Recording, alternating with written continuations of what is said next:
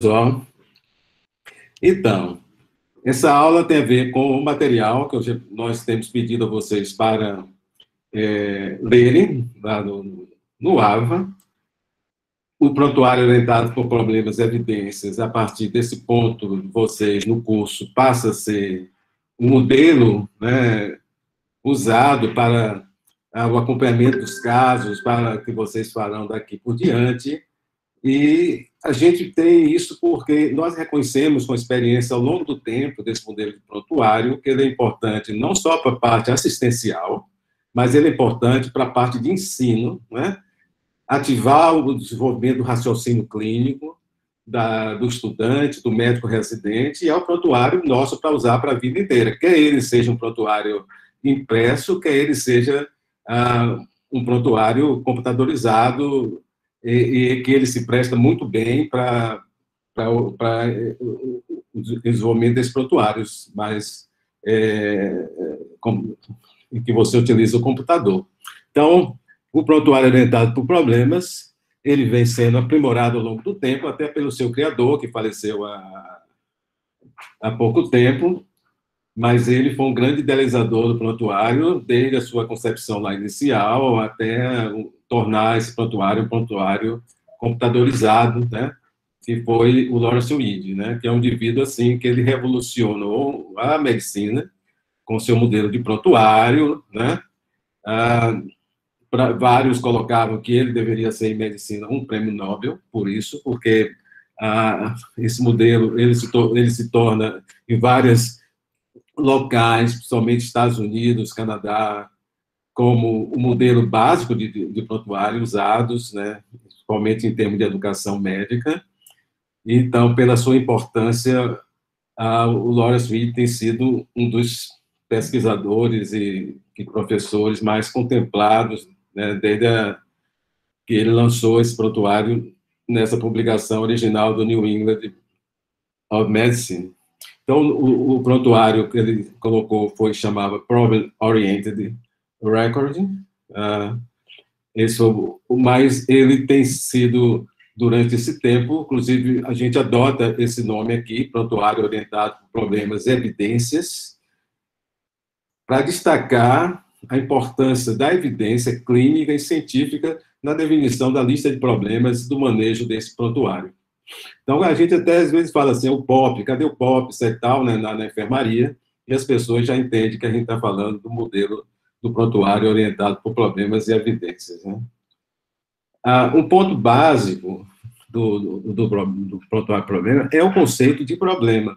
Ele vem muito com essa ideia do prontuário desorganizado, sem saber por que o indivíduo chama aquela doença de tal, como se tivesse fechado um diagnóstico, tal, e se realmente tem um nível de certeza, se não tem um nível de certeza para essa definição. Tá? Então, definir o que é problema como um nível de certeza, né? Em contraste com o que seria uma suspeita diagnóstica ou com a probabilidade diagnóstica.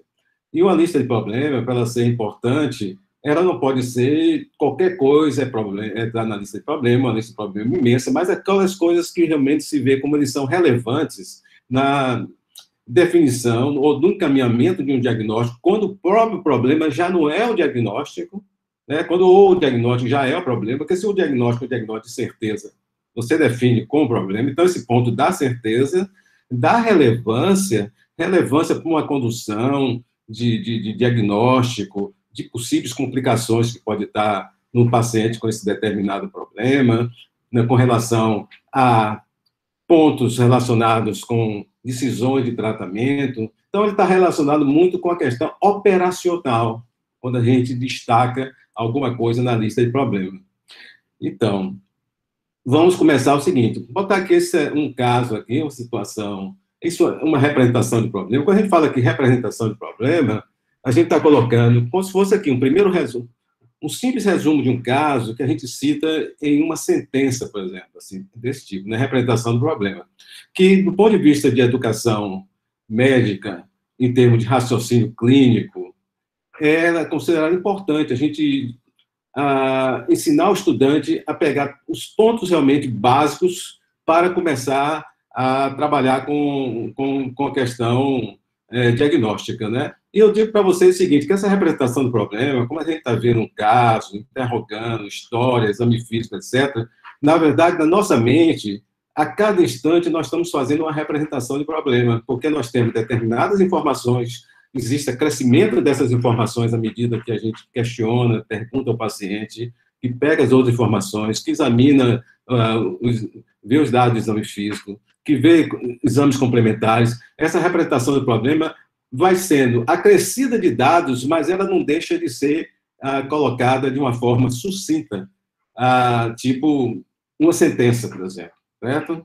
Então, aqui a gente começa com essa representação do problema de um homem de meia idade, apresentando início recente de edema generalizado e hipertensão arterial, tirou várias determinações de pressão arterial, a gente está até colocando aqui início recente, porque se estou dizendo que é de início recente, eu tenho, levando em consideração, se esse indivíduo conhecia a pressão arterial dele anterior, e agora, nesse período de 2 meses, essa pressão arterial dele começou a subir, né? Então, aqui então, com esses dados que tem aqui na representação do problema, se eu for colocar os problemas, por exemplo, tipo uma lista, um seria esse edema generalizado desse paciente, né? Não tem outro dado a não ser o edema em si, para eu definir com certeza qual é a causa desse edema, né? Pelo menos nesse ponto aqui. E essa hipertensão arterial do indivíduo aqui, que a gente está atribuindo por esse dado de que anteriormente a pressão dele era normal, a gente vai pensar que essa hipertensão arterial seja recente, mas não vou colocar a hipertensão arterial aqui no problema como recente, quer dizer, não tenho essa absoluta certeza aí. Então, a representação do problema aqui cresceu, porque tem aqui dizendo que é um homem de meia idade, apresentando início recente de edema generalizado, hipertensão arterial, acompanhados de intensa proteinúria, 10 gramas nas 24 horas, né? Muita proteinúria, está acima de 3 gramas em 24 horas, hipoalbuminêmico, uma albumina sérica bem baixa, 1 grama por decilitro, com sedimento urinário rico em cilindros e alinos e negativo para hemácias, né? Tem ureia e creatinina normais. Então, o que é que eu posso agora, como é que vai crescer essa lista de problemas? Crescer, quer dizer, a crescer em definir níveis mais altos, né? Uma, que essa situação anterior, que é o edema generalizado, esse problema 1 agora pode se chamar de síndrome nefrótica. Porque eu tenho aqui dizendo que eu tenho apenas doente com edema generalizado, mas esse paciente tem uma proteinúria intensa a nível nefrótico e está hipoalbuminêmico. Então, síndrome nefrótica é o mesmo problema 1, definido como, definido anteriormente, basicamente como um edema generalizado, ou uma síndrome edematosa, né, generalizada, qualquer uma dessas aí estaria definindo adequadamente esse problema. E 2, a hipertensão arterial desse indivíduo, né? Então, seriam os 2 problemas. Imaginar de que você está pensando em termos de possibilidade diagnóstica. Então, você vai raciocinar com os dados obtidos, né, e sintetizou isso na representação do problema. Você tem a síndrome nefrótica, aí eu já analiso o seguinte, bom, um paciente com síndrome nefrótica, que tem um sedimento urinário rico em cilindros e alinos, e está negativo em hemácia. Poderia ser rico em cilindros e alinos e pobre em hemácia. Tem algumas hemácias, mas para deixar claro aqui, ele não tinha assim hemácia de uma forma importante, mas muitos cilindros e alinos. Quer dizer, cilindros e alinos, ele é visto até em indivíduos em pouca quantidade, indivíduos normais, que ele vê daquela proteína de Tan-Horsfall. Mas, numa situação de uma proteinúria intensa, você pode ter muitos cilindros e alinos. Ele pode estar rico em cilindros e alinos, né? Mas só cilindro e alino, quer dizer, não tem hemácia, porque é um leucócito, não tem cilindro hemático, não tem cilindro leucocitário, quer dizer, não tem, basicamente, cilindros e alinos. Então, isso vai me ajudar em termos das possibilidades diagnósticas desse indivíduo com síndrome nefrótica. Então, eu começo a pensar, na prática, se eu tivesse aqui uma criança e também não está afastada dessa possibilidade, você poderia pensar até em lesão mínima. Lesão mínima pode dar um sedimento urinário, basicamente, que a gente chama de cilindro urinário nefrótico. Cilindro urinário com cilindros e alinos, às vezes tem células, mas pobre em hemácias e leucócitos, né?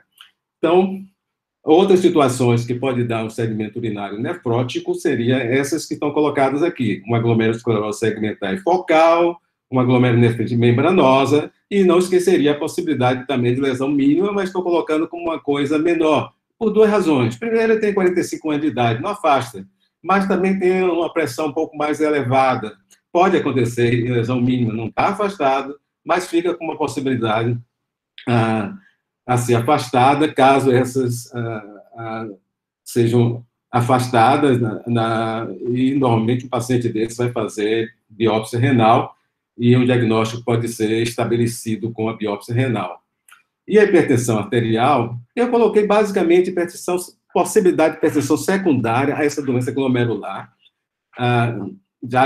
por duas razões. Primeiro, está dizendo que ela é nova, mas mesmo dizendo, sem saber que ela é nova, a hipertensão arterial primária é uma situação que você tem que afastar, no caso aqui, a causa secundária. Mas, no caso aqui, quando o paciente já tem uma causa que pode ser a causa da hipertensão arterial, né, já que a hipertensão primária é definida na ausência de situações que possam levar a causas secundárias, fica difícil aqui você simplesmente afirmar que essa hipertensão é uma hipertensão primária.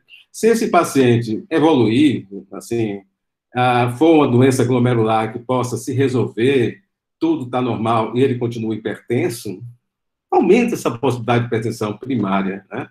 E que não seja hipertensão secundária. Mas, no caso aqui, a única coisa que eu posso, no indivíduo com uma doença, tudo indicando que tem uma doença glomerular, a minha possibilidade é que essa hipertensão arterial seja uma hipertensão secundária a essa doença glomerular, cujo diagnóstico dessa doença glomerular ainda não está estabelecido com esses dados que aqui estão presentes. Na evolução, esse paciente sendo biopsiado, imaginar que aqui apenas está representado um glomérulo, mas o patologista avalia, e quando tem uma biópsia que pega uma boa população de glomérulos, é importante também para o patologista avaliar. Então, imaginar que aqui é uma situação que essas alterações estão em menos de 50% dos glomérulos, portanto, isso significa que ela é focal, né, que ela não pega uma grande população de glomérulos, mas dentro do glomérulo, ela é segmentar, ela pega parte do segmento do glomérulo, e aqui o que você está vendo é uma área segmentar de intensa esclerose, né, com colapso, né? Você vê com esses capilares, eles estão colapsados aí nessa área de esclerose, tem esse material hialino aqui. Então, o patologista aqui dá um diagnóstico de uma glomerulosclerose segmentar e focal. Então, agora, o problema 1, então você está vendo, o problema 1 começou com edema, uma síndrome edematosa, um edema generalizado, mas o problema 1 você pode agora chamar, depois você de síndrome nefrótica apenas, mas aqui você pode chamar de síndrome nefrótica por glomerulosclerose segmentar e focal, ou glomerulosclerose segmentar e focal com síndrome nefrótica, né? Mas você já tem aqui já uma definição do diagnóstico, né? Do diagnóstico a esse nível, e aí você poderia ficar sem possibilidade diagnóstica para esse caso, mais. Então, e o segundo seria a hipertensão arterial. A hipertensão arterial seria, no caso, secundária à glomerulosclerose segmentar e focal, né, que foi diagnosticada através da biópsia. Então, aqui tem uma situação semelhante à anterior, né, que foi também um homem de meia idade, apresentando no início recente de edema generalizado, hipertensão arterial, acompanhado de intensa proteinúria, uma proteinúria menor, mas uma proteinúria nefrótica, de qualquer forma, né, está acima de 3 gramas em 24 horas, hipovinemia, né, então está claro que ele tem síndrome nefrótica, está claro que ele tem hipertensão arterial, né. Agora, esse paciente, além disso, está aqui colocado, o outro estava com ureia e creatininas normais, ureia e creatinina normal, aqui tem a ureia de 80, a creatina de 2 miligramas por decilitro, estão aumentados, então aqui entraria um outro problema, que seria a insuficiência renal, tá certo? Você não vai ter certeza, não vai colocar se a insuficiência renal é crônica ou aguda, porque os dados não lhe permitem. Vou imaginar, na evolução do indivíduo, Está fora aqui. Que você, na biópsia renal, mostrasse isso aí, né? Você está vendo que a biópsia tem aspectos diferentes da anterior, né? Aqui tem, no slide 1 está mostrado uma proliferação celular importante, uma expansão do mesângio, né? E o lumen capilar reduzido, né? E espessamento da membrana basal, tá? Tá aqui, dá para ver, espessamento de membrana basal. Aqui nos dois está bem claro esse espessamento da membrana basal, que na verdade é uma membrana basal de duplo contorno, representando uma interposição do mesângio com a membrana basal. Isso aí dá o diagnóstico de uma glomerulonefrite membrana proliferativa, né, ou mesângio capilar, né?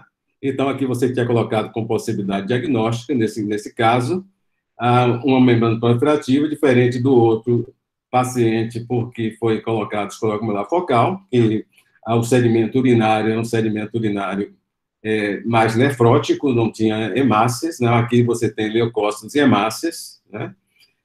E a hipertensão arterial, obviamente, você pode, o pensamento aqui forte, mas é possibilidade diagnóstica que ela seja secundária, doença glomerular, e a insuficiência renal, você não pode garantir, embora esse paciente tenha uma doença glomerular, que essa insuficiência renal seja totalmente secundária à doença glomerular em si, mas é um paciente que está com síndrome nefrótica, ele está com espaço intravascular que pode estar reduzido, né, pela passagem de líquido de plasma para o intestício. Esses pacientes podem fazer insuficiência renal funcional também, né?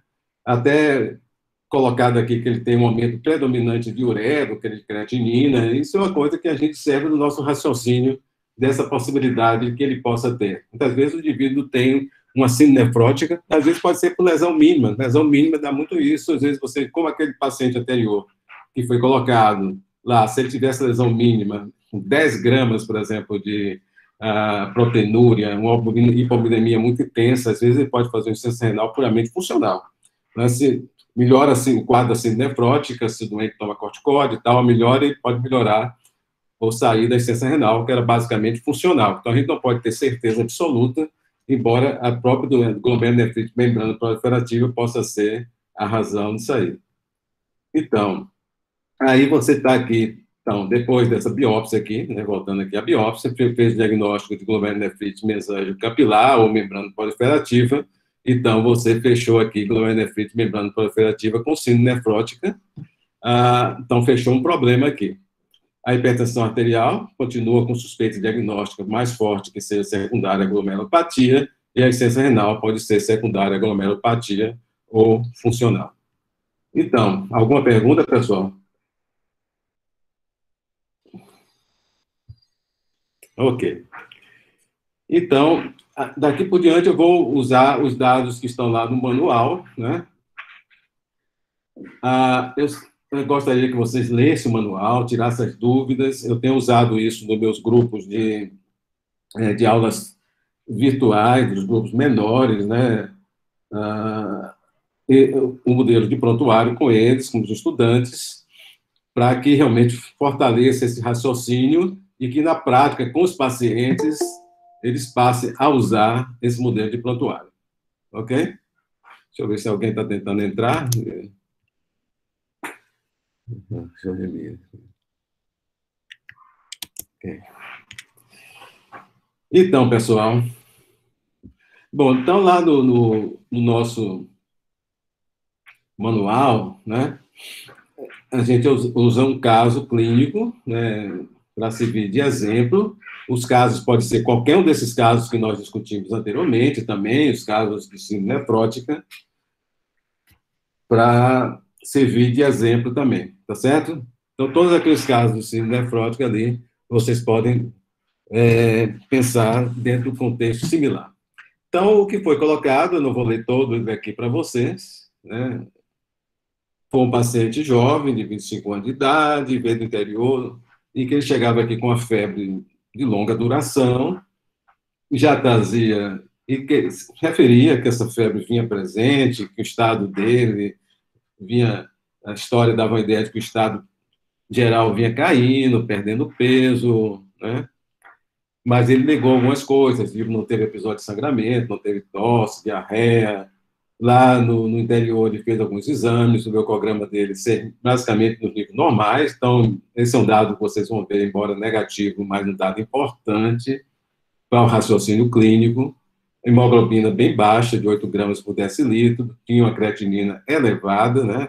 Tanto a ureia quanto a creatinina. Na história pregressa, ele fez uma cirurgia para correção de hérnia umbilical. É um problema que não pode ser esquecido, né?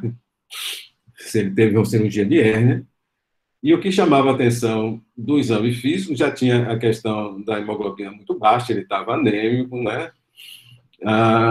E apresentava alguns dados, assim, tipo um sopro, que você poderia atribuir essa própria anemia, que era tão intensa desse indivíduo, o fígado dele bem grande, um baço muito grande, uma hepatosplenomegalia muito importante. Então, é o seguinte, a gente observa isso, né, nos estudantes que a gente ensina, né? Quando a gente fala uma lista de problemas, normalmente os estudantes, de modo geral, fazem uma lista de problemas muito grande, imensa, etc., né? Normalmente essa lista de problemas vai servir mais até para atrapalhar ao longo do tempo do que realmente ajudar. E as pessoas tendem a fazer essa lista de problemas imensa e toda hora mudar, bota uma ordem diferente de problemas, bota numeração diferente de problemas, de forma que a gente chama atenção tanto do prontuário para o problema como uma coisa para ajudar no encaminhamento, mas depender da forma como ele é feito, pode ser que essa ajuda não seja muito grande. Então, a tendência que o estudante tem realmente, assim, pelo menos os que não passaram por a gente, que tem grande empenho no raciocínio dessa forma, e os estudantes saber lidar com o prontuário de problema, de modo geral, a gente vê isso, chega até o próprio interno, e vejo que ele tem dificuldade em fazer uma boa lista de problemas. De forma que uma das coisas que, então, eu coloco para vocês é o seguinte: vocês pensem o que seria um sumário de dados básicos. Ele não é necessariamente ainda a lista de problemas, né? No passado até, mas hoje a gente faz menos, mas eu acho que a gente tem que é importante a gente ter um sumário, um resumo. A gente tinha muito assim, um resumo do caso, fazer um resumo do caso, escrevia um resumo do caso. O resumo do caso é tipo o sumário de dados básicos, né? Então, nesse caso, por exemplo, aqui, você poderia pensar, não é a lista de problemas ainda, mas é um sumário de dados. Pode ter dados positivos e negativos, porque tem dados negativos que são importantes. Então, é um homem de 25 anos que tem história de febre, perdeu peso, banhos em rio, cirurgia para correção de hérnia umbilical, o aspecto dele de doença crônica, a pressão arterial de 100 por 80, e quando ele levantava, caía a pressão arterial, tinha essa questão da hipotensão postural, mas ele não apresentava edemas, não tinha icterícia, um dado negativo importante, ele não tinha icterícia, doente hepatosplênico, mas não tinha icterícia, não tinha telangiectasia, tinha esse sopro mesosistólico, grau 2 e 6, não era num foco específico, mas olhava em foco mitral e pulmonar, tanto que se fez ECDE, que poderia ser da anemia, um sopro discreto, com mais de um foco, uma hepatosplenomegalia volumosa, a ausência de sinais de ascite, já vem outro dado negativo, importante, não tem alterações neurológicas, vem outro dado importante, principalmente quando você está pensando que o doente pode ser um hepatopata, pode ter, mas ele não tinha alteração de consciência, ele não tinha asterixes, o leucograma estava normal, a hemoglobina 8 gramas, a creatinina de 3,5, e sumário de urina mostrava essas alterações de proteína de 2 cruzes, 12 leucócitos, 7 hemácias por campo. Então, esse sumário de dados básicos, você poderia já pensar algumas coisas que você sentisse que, olha, isso aí é importante, ou para um encaminhamento diagnóstico, se ele ainda não tem diagnóstico, ou para um encaminhamento do que deve entrar nas nossas preocupações em termos de educação do paciente, educação da família, ou pode ser um problema importante do ponto de vista de decisão de tratamento e tal. Então, tem aqui a febre, você pensou aqui, né? Eu coloquei com cores diferentes, o que poderia ser problemas, são problemas ativos, e esse problema aqui seria um problema que vai caminhar para inativo resolvido na lista. Eu coloquei aqui em azul, né? Então, peguei a febre, essa hepatomegalia volumosa, anemia, essa hemoglobina baixa eu vou chamar de anemia, né? E essa creatinina desse indivíduo que eu vou chamar de insuficiência renal. Então, essa lista inicial de problemas, né? Lembre que essa inicial, mas a numeração vai ser mantida, você pode ter acréscimos nessa lista. Então, aqui está os problemas ativos, a febre prolongada, a hepatosplenomegalia, anemia, a insuficiência renal, né? E você colocou aqui no problema 5, esse problema é resolvido ou inativo. Lembra você, se um novo problema aparecer, ele vai ver o problema número 6, tá bom? Você, ao longo do tempo, porque essa numeração, ela é mantida, mesmo que você, esse indivíduo, venha apresentar aos seus 60 anos de idade um infarto do miocárdio, e ele vier para esse hospital, né? Você tem já aqui uma lista de problemas. Esse problema que vai ser o mais importante agora, ele é o mais importante, mas esse paciente já tem uma lista com 6 problemas, com 5 problemas, esse problema vai ser o número 6. Isso aí é importante, se você quiser um prontuário, tipo um bom acompanhamento do que realmente vem sendo esse indivíduo ao longo do tempo, você mantenha essa numeração.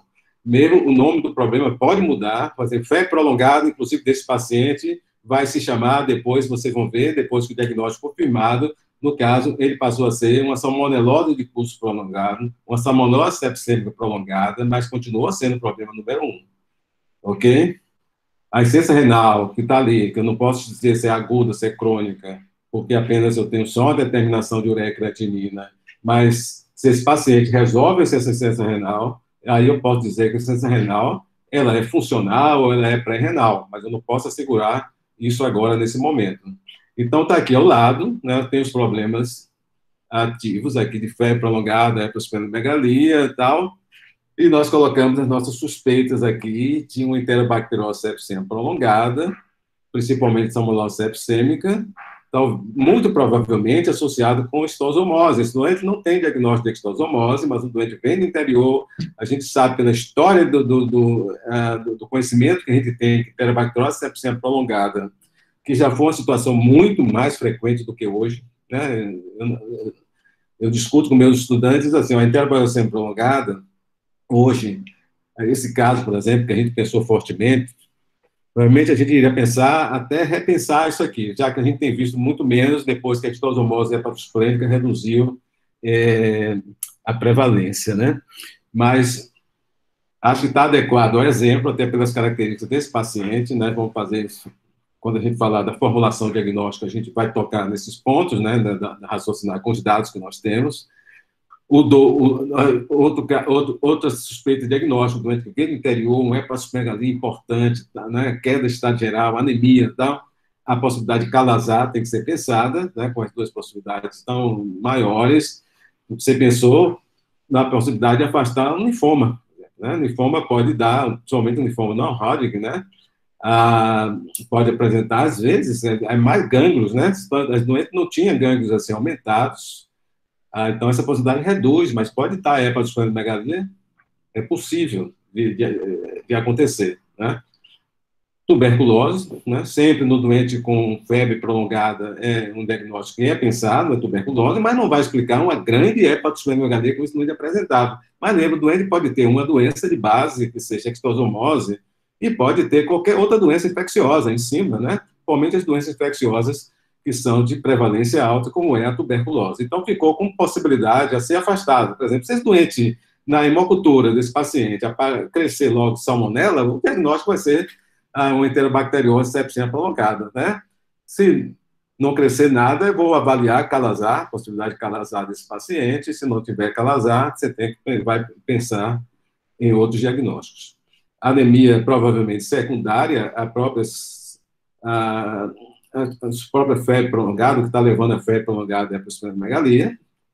Poderia tanto a enterobacteriose sepsema prolongada e calazar pode ser causa de anemia importante, e a insuficiência renal, tinha comentado, não posso dizer assegurar, mas posso suspeitar que ela seja pré-renal. Né? Lembre que primeiro que esse paciente parece que está hipovolêmico, que ele se levanta, a pressão cai. Né? Então, é uma possibilidade que ele tenha uma insuficiência renal pré-renal. Se ele for expandido com soro fisiológico e essa insuficiência renal dele desapareça, quer dizer, ele for tratado a insuficiência renal dele, quer dizer, ele voltar a ter níveis de ureia e creatinina normais, praticamente eu fechei o diagnóstico de insuficiência pré-renal. Então, a descrição do raciocínio clínico é fundamental. Ela está ficando, desaparecendo de quando o estudante escreve, isso era a rotina, né? Se Vitória quiser falar, a professora já ensina há muito tempo também aqui, porque a formulação diagnóstica deixaram de ser feitas, né? O interno, ele internava um paciente, você tinha um prontuário que tinha formulação diagnóstica. O que é que você está pensando? Fazia a descrição do raciocínio clínico. Isso é fundamental, não é? Você não só poder falar do que é que você está pensando, mas você escrever o que é que você está pensando. Né? Inclusive, você fica no desafio, você vai escrever, você tem que ir ao livro, você tem que ler, você tem que discutir. Então, a formulação diagnóstica é fundamental.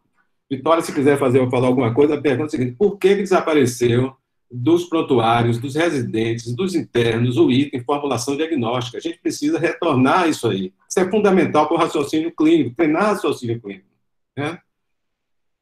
Então, o que a gente orienta é arrume a sua formulação diagnóstica, começando pela representação do problema. Aquela coisa de uma sentença. Né? Então, você diz assim, é um paciente jovem, procedente de zona rural da Bahia, com febre de longa duração, hepatosplenomegalia volumosa e anemia. Você pode dizer, com esses dados, como está lá no exemplo lá do manual. Né?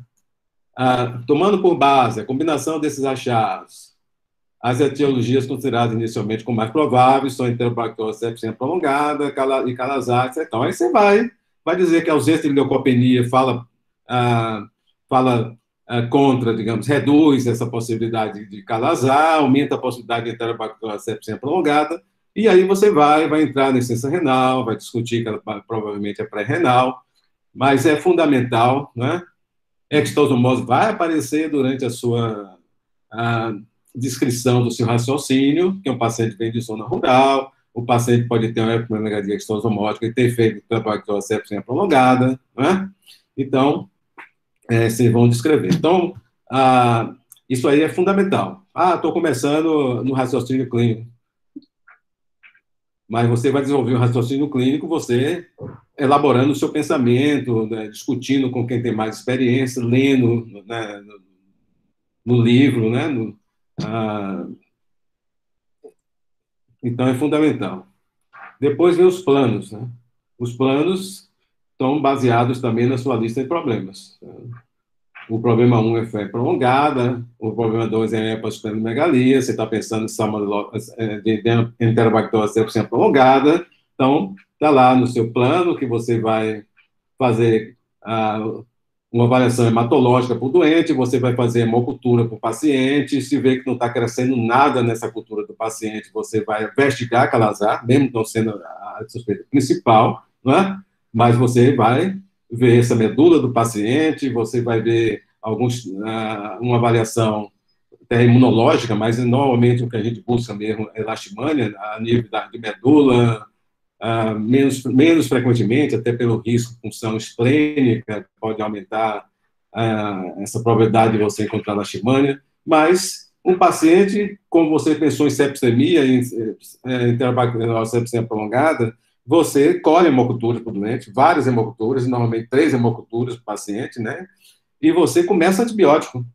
Então, se o doente está respondendo à antibioterapia, a cultura vai lá, dá uma olhada, está crescendo alguma coisa aí na placa, etc., né? Está crescendo alguma coisa e tal, e o doente está respondendo, né? Está ficando apirético, né?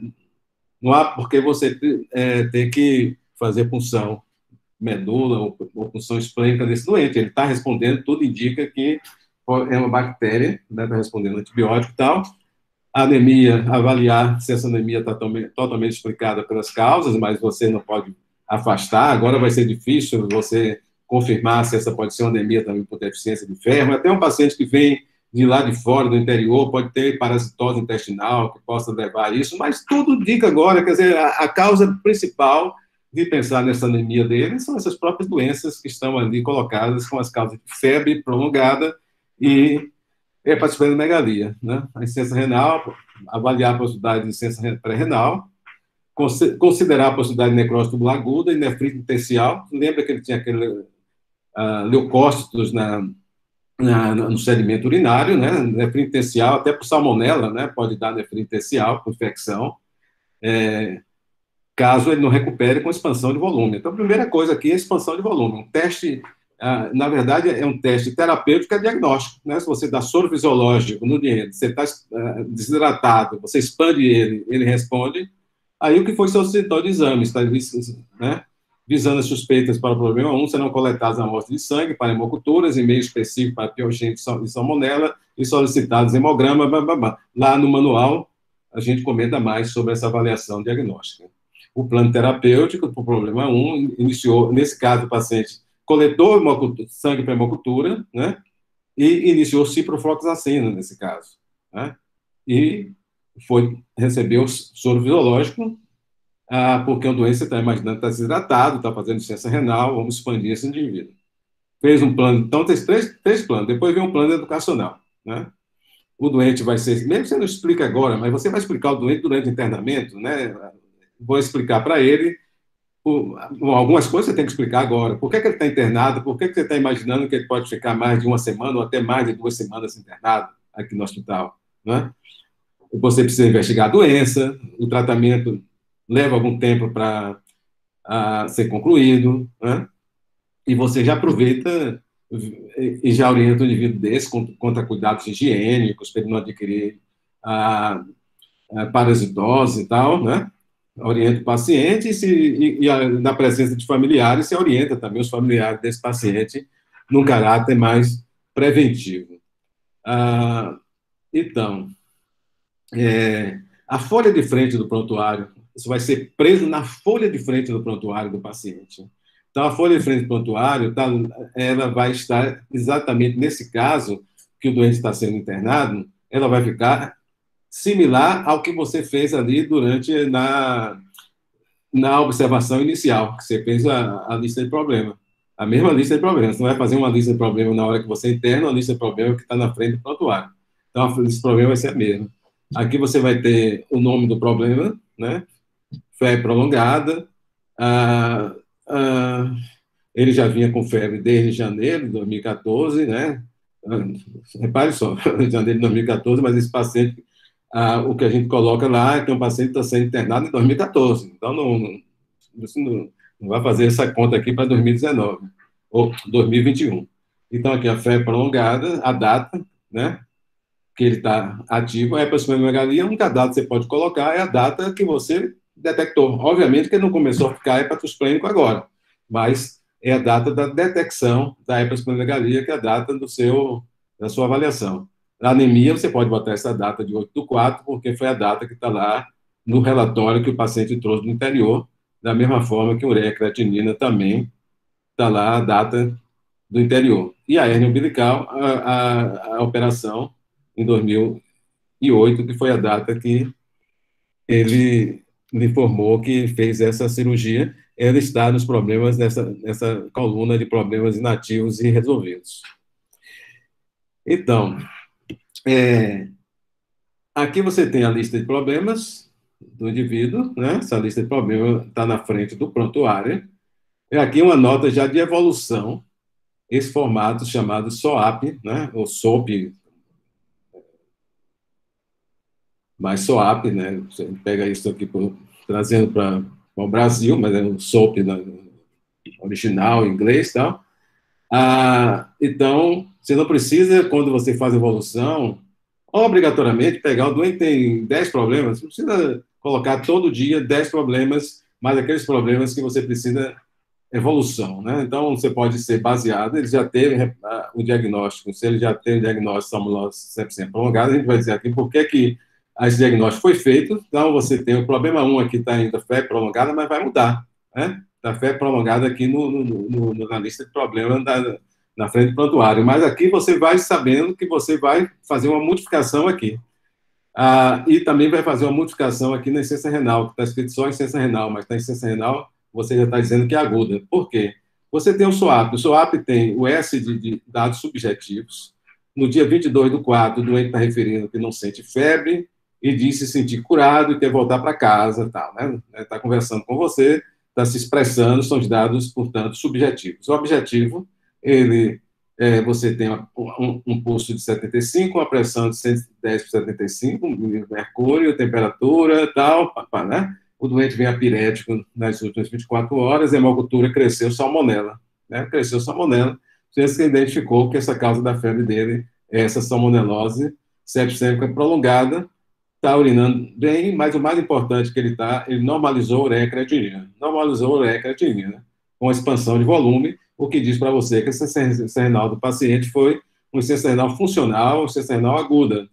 Então, aqui está S de subjetivo, o O de objetivo, o A é o A de avaliação. Como é que você avalia esse paciente hoje? Né?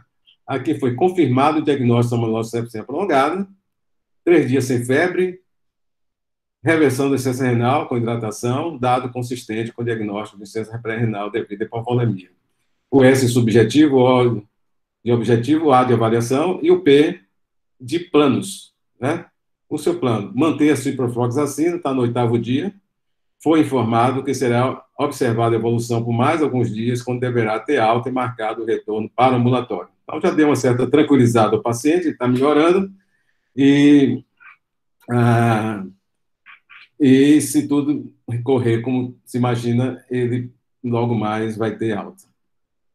Então, aqui já está a mudança aqui, né?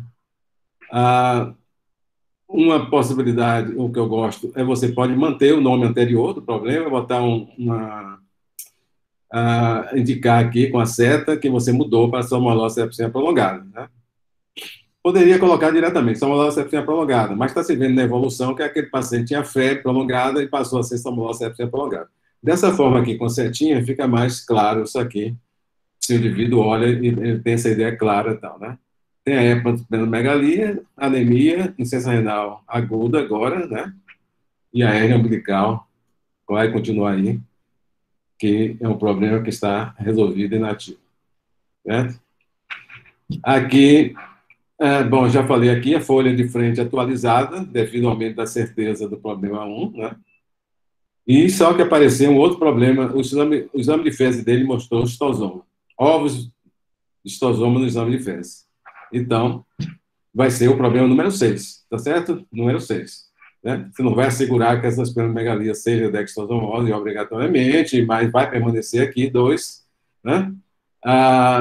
E a histosomose entra aqui como problema 6. Repare que ele entrou como problema 6. Ele não mudou a ordem dos problemas. E olha que ele está depois do problema, que é um problema inativo, tá certo? Então, outra coisa que eu acho que ajuda é você ter lá no AVA já uma folha em que você pode colocar ela também. Você pode ter no seu prontuário, na arrumação, a folha de frente é a folha de frente do prontuário. Você pode manter a história da admissão do paciente, né? Se é um paciente que está sendo admitido agora, você fez a observação do doente, mantém ela, e você pode ter um quadro de exames. Então, quem olha esse prontuário do doente, rapidamente vai ver como é que esse doente chegou, porque ele tem a admissão lá no prontuário, você tem a lista de problemas presa lá, uma folha de ali já lhe dá uma visão rápida da situação desse paciente, através dos problemas, né, ativos e os problemas inativos resolvidos. E se você tem uma folha de exames, né, e com prontuário computadorizado, isso facilita, né, porque você pode ter olha logo lá os resultados, vê a evolução desses resultados. Alguns modelos de prontuário eletrônico possibilita, inclusive, você fazer gráfico, né? Ver a evolução da hemoglobina, ver a evolução da ureia, ver a evolução da creatinina e tal, né? Então, esse quadro de exames, ele é importante, né? Se você não tem isso computadorizado, você tem isso preso no prontuário, né? Que ajuda também, porque senão o indivíduo está vendo o prontuário, está tendo uma folha, se ele não estiver junto do computador, quer dizer, às vezes você procura facilitar também com o impresso também, né? Com o impresso. Então, aqui você tem, obviamente que essa lista, vocês vão ver lá, ela não é desse tamanho só, apenas eu dei um exemplo aqui, por exemplo, como é que está evoluindo, sempre que tiver um exame, você coloca aqui a data, né, 10/4 foi, né, tal, estava 6.500, leucócito e tal, aqui está a evolução da ureia, até a ureia se normalizar, a creatinina se normalizar, no dia 23/4 teve esse Mansoni, óbvio, Mansoni, a hemocultura dele tá aqui, né? Algumas coisas a gente bota até da parte de baixo, alguns que você bota aqui laboratório, né? E a hemocultura não estava aqui nessa lista, você pode colocar ela na lista, né? Porque isso aqui está em Word, por exemplo, né? Você pode colocar na lista ou colocar aqui embaixo, né? A hemocultura. Pode colocar também aqui raio-x de tórax, exame de imagem que foi feito nesse quadro de exame do paciente, tá certo? E quando tiver alta, por exemplo, sumário de alta do paciente, né? Você faz o sumário de alta, não precisa ser longo, mas pode ser bem informativo. Pode ser sumário de alta, se o paciente tem alta, pode ser sumário para transferência, se o paciente vai para um outro serviço, para outro serviço da Bahia, ou Salvador, até fora de Salvador. E é interessante você ter um impresso dado ao paciente, com envelope, né? Porque diz a ele, orienta, olha, se a senhora for vista em qualquer lugar, numa emergência, não for aqui no hospital, né? É interessante que mostre ao médico esse sumário que eu fiz aqui para lhe ajudar. Nós não temos ainda um sistema nosso aqui de uma ligação entre os serviços, por exemplo, o paciente interno no Roberto Santos foi do Hospital das Clínicas, em que, através de senha, de permissões, a pessoa que atende o paciente lá, ele possa ter acesso a algumas informações que estão no Hospital das Clínicas, né, que foi colocado no Hospital das Clínicas. Tem um serviço central, obviamente, com toda a segurança, né, e que lhe dê essa possibilidade. Então, a gente procura ajudar ao paciente para que ele não chegue num lugar, né? Às vezes, muitas vezes, a gente acompanha doente no ambulatório, no Hospital das Clínicas, depois fica sabendo que esse doente foi atendido na emergência do HGE em algum lugar. Quer dizer, uma coisa é o indivíduo ser atendido sabendo o que é que se deve, já se sabe que ele tem, através quem acompanhou ele no Hospital das Clínicas informa, né? E outra coisa é chegar com um desconhecido no serviço de emergência, né? Então, você pode fazer um pequeno sumário, podia ser um sumário de óbito, no caso do Hospital das Clínicas, que tem serviço de anatomia patológica, por exemplo, né? É importante que lá na patologia, o indivíduo vai fazer o sumário, vai olhar o caso, né? E vai definir depois qual foi o diagnóstico na anatomia patológica, vai facilitar para ele se ele tem um sumário, né? Se ele tem um sumário. Depois ele pode olhar os detalhes dentro do prontuário, mas tem um sumário de óbito também. O sumário, inclusive, a gente tem que olhar que ele pode se prestar para questões legais também, né? Questões legais. O prontuário, se for alguma coisa legalmente, for acionado alguma coisa, é importante de que isso esteja bem relatado dentro do prontuário. Né? E, às vezes, o indivíduo que vem rever o prontuário, até para a questão dos custos, por exemplo, custos hospitalares, né? E as coisas estejam bem documentadas, né? E um sumário de alta pode realmente facilitar. Então, aqui está um sumário de alta, quais foram os problemas do paciente, né? Os problemas ativos, ou né, pode colocar ativo e resolvido também, ou inativo, e o SOAP aqui, né? Poderia já entender, o paciente internou-se com febre e tal, como é que está a sua avaliação final? Foi definido que a tensão moloséptica é prolongada, está comprovado, no paciente com estosomose, foi tratado com ciprofloxacina, com praziquantel, o que é que você achou da anemia e tal, né? Depois esse paciente pode voltar ao ambulatório, né? E no ambulatório vai dar seguimento, né? Vai dar seguimento. Está lá a lista de problemas, presa lá no prontuário do paciente, ou vista através do computador, e ele voltou aqui no ambulatório, né? Com salmonellossepsia prolongada, anemia, problema 1 e o 3, né? Como é que ele estava, você vê que a hemoglobina dele já subiu, o baço já está menor, o fígado também está menor, a sua avaliação, o paciente está bem, evolução esperada para a salmonelose sepsia prolongada, menor dimensão do fígado e baço, aumento dos níveis de hemoglobina hematócrito, e os planos seus, aí você colocou, apesar do plasmode de fezes não ter revelado parasitos, considerando o fato do doente nunca ter usado antialmínico, com exceção do oxaniquine, foi prescrito mebendazole e tal. Solicitamos hemograma, plasmode de fezes, sumário de urina, e ele vai retornar após 6 meses. Então, vamos imaginar que esse paciente aqui está a lista de problemas atualizada quando você viu no ambulatório. A fé prolongada, que era somnolencia prolongada, você colocou aqui com o problema resolvido, então ele tem duas datas. A data que ele era ativo, a data que está resolvido, a hepatosplenomegalia vai continuar aí, né? Então, não tem certeza nem do que é isso aí. Ela reduziu, porque reduziu pelo tratamento de somnolencia prolongada, mas ela pode estar aí, provavelmente, pela exosomose.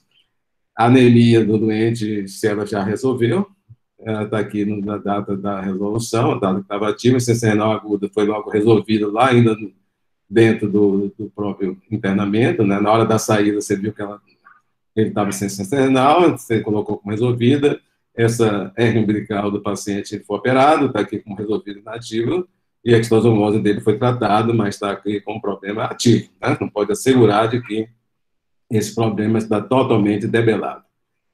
Aqui, você tem lá no AVA, né, deixa eu ver aqui, isso aqui, os formulários, né, que você pode preencher ele ou eletronicamente, quer dizer, está no Word, né, pode imprimir ou não, né, tá a folha de frente do prontuário, uma folha do SOAP, né, e uma tabela de evolução e sumário de exames, ok? Então, eu coloquei alguns comentários finais aqui. Esse tipo de prontuário ele representa uma contribuição importante ao que vem sendo mostrado isso através de vários artigos. Realmente você vê isso em revistas de educação médica, né? É uma importante contribuição para a qualidade do paciente ao paciente e do ensino em saúde. Para o uso eficiente do POP, é importante que os estudantes de graduação, os residentes das diversas áreas de saúde aprendam a usar corretamente esse modelo de prontuário. Estou falando corretamente, né, que usa, né, os residentes, provavelmente, tem vários de fora, não foram treinados aqui por nós aqui, e fazem listas que a gente não concorda, não são boas listas, coloca interrogação no nome de problema. Você não pode ter interrogação no nome de problema. Quando você interroga, você está colocando uma suspeita diagnóstica. Um problema não é uma suspeita diagnóstica, né? Não é algo que você não tenha certeza. Então, é importante que eles aprendam corretamente esse modelo de prontuário, que é, na verdade, o mais usado atualmente nos melhores hospitais de diversos países, né? Então, nós, professores, preceptores, temos um papel importante para orientar os estudantes e residentes no uso correto desse modelo de prontuário. Então, era isso que eu tinha para colocar para vocês. Se tiverem dúvidas, comentários, por favor, eu estou à disposição.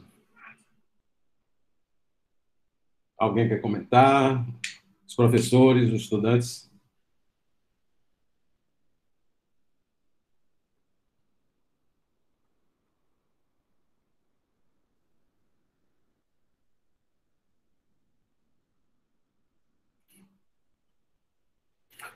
A professora Vitória perdeu o contato? Não, ela teve que sair, professor. Hum. Mas ela desejou feliz Páscoa a todos. Ok. E vocês não têm comentários, pessoal?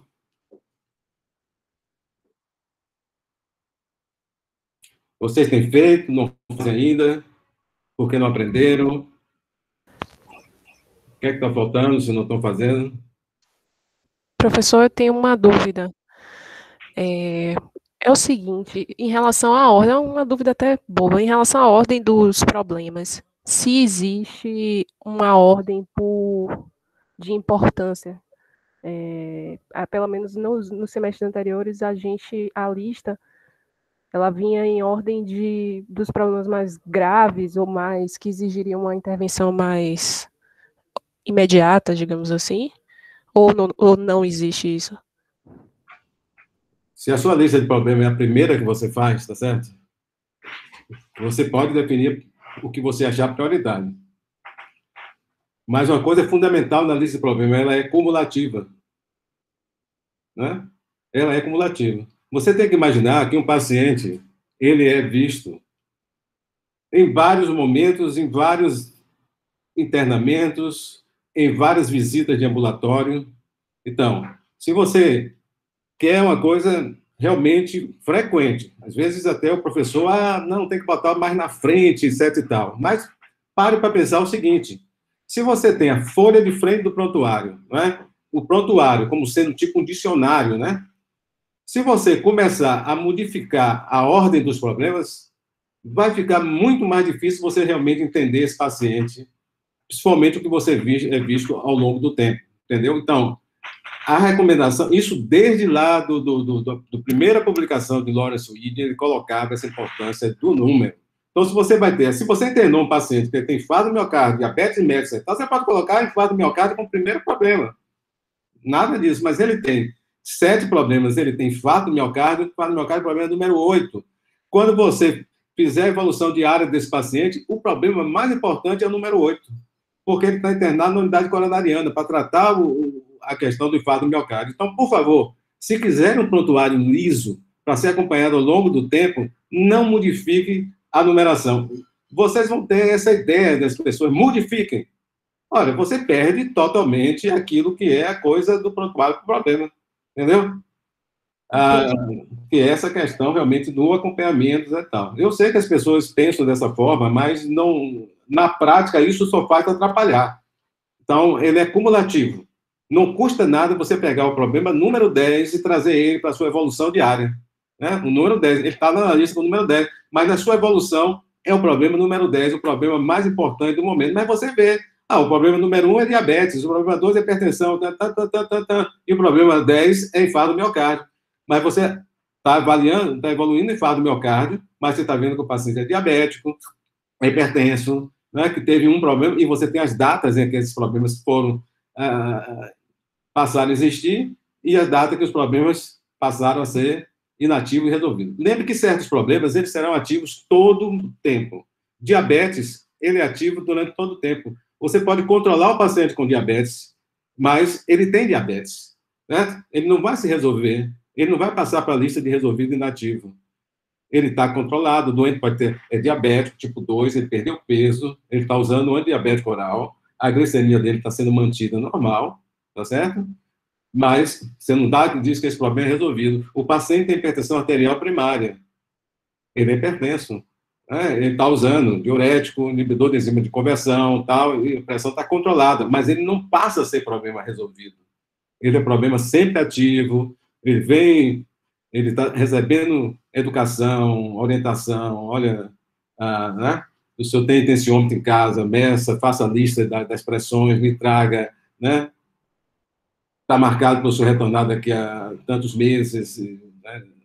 Ótimo, sua pressão está controlada, mas ele tem hipertensão, e é um problema ativo, né? Então, problemas crônicos como diabetes e hipertensão arterial serão sempre problemas ativos, não problemas resolvidos, a não ser que o paciente tenha um diabetes secundário. Quer dizer, ele tem um diabetes secundário, usou corticóide durante o tempo, fez diabetes, então aquele problema é ativo. A mulher fez diabetes durante a gravidez, e isso desaparece, etc. E tal.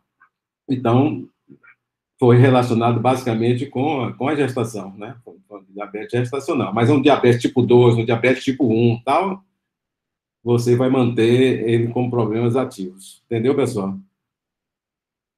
Ok, professor, obrigada. Nem nada. Ok, pessoal, mais algum comentário? Se não tiver comentários... Professor? Diga. É sobre a aula em si. O senhor vai disponibilizar a gravação, porque... O senhor vai disponibilizar a gravação? Espero que ela saia boa, sim, né? Teve outras aí que não saíram, tiveram muito paradas durante. Parece que, aparentemente, não teve muita interrupção. Teve interrupção por causa da internet, alguma coisa dessa aí? Não.